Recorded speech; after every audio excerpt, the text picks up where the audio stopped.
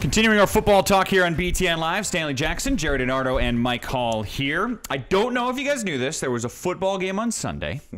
It's called the Super Bowl. And a young man named Russell Wilson won. The starting quarterback, a man who was a baseball player more than anything else a few years back. I look back at his old statistics just to point out that, like you said, it's not an exact science. You can get wrong. Players can develop. You find the right coaches. You maybe weren't in the greatest high school system. He was not only a 2-star football prospect, he was ranked by ESPN the 104th best quarterback at his position in the country that year, and he blossomed into a Super Bowl winning quarterback, Stanley, just 2 years after being at Wisconsin. Well, I'll say this. After high school, he's been sensational everywhere. Yeah, at North Carolina State, he was shattering records there. He comes to the Big Ten at Wisconsin, a run-oriented program, and he's so dynamic. His pass efficiency is off the charts.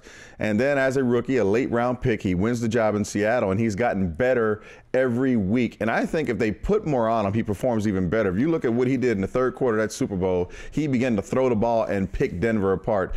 He's a sensational player. And I'll say this about him. He's really smart, and he studies the game. He loves it. He probably wasn't a high recruit coming out of high school because he's a small guy. He's still short in stature. That's exactly what they said. Didn't have a lot of weight on him. And but you can see he has developed to a prime-time quarterback. He's got the most wins at any quarterback in the NFL in their second year, and he capped that off with a Super Bowl. For me, it's tough at home, Coach. I've got 3 boys, and we're very careful about who their role models are. I just don't believe an athlete should be a role model because he can run and jump. But Russell is one of those guys that I allow my children to look at and say, that's a guy you can emulate. He's a special player, he's a good guy, and he's smart as all can be. Yeah, and I think what supports that, Stanley, is how well received he was at Wisconsin. I mean, he goes there as a first-year guy. There was a quarterback battle. He wins the starting jobs, and there's no morale problems. And then what a fit he is for the Seattle team, right? I mean, that he's not a game manager. And I think the announcers were saying that.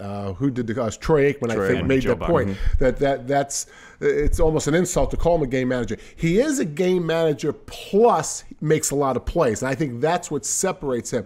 But to be on the Seattle team that plays great defense and has a good run, he obviously has become the perfect quarterback. But he can make something out of nothing like not a lot of quarterbacks can. But I think his personality and his drive is probably what makes him great. They were saying, too, that looking back at the NFL draft, they said he was 2 inches. That if he had 2 more inches, he would have been right behind Andrew Luck and Robert Griffin. But because he didn't, he fell to the 3rd round. And, you know, again, size doesn't necessarily matter in that way every time. And like you both said, though, his personality, the way he handles himself in interviews, in person with one another, the way he owned that team, even as a rookie, it's nice to see someone of that stature win something.